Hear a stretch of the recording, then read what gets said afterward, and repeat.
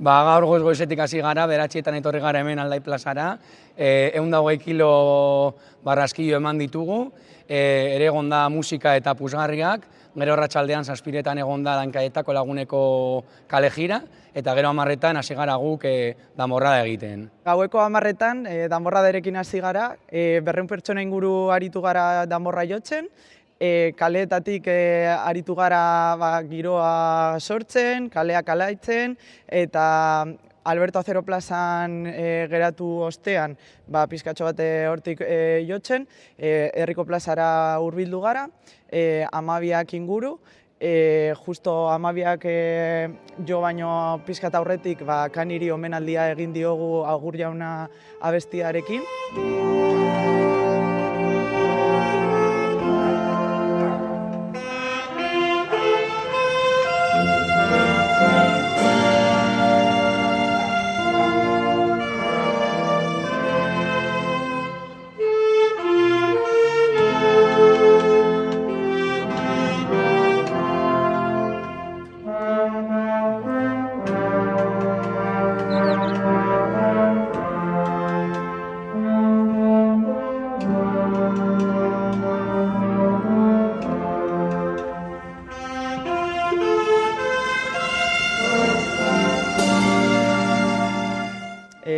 Txarangak jo du oso modu politan, oso berezia izan da, eta gero 12etan erretreta jo dugu baita bere omenez, eta egun hau oso presente izan dugu, eta hori, eskerrak eman nahi dugu ere parte hartu duten pertsona guztiei, eta gure inguruan aritu diren pertsona guztiak beroa ematen gau honetan.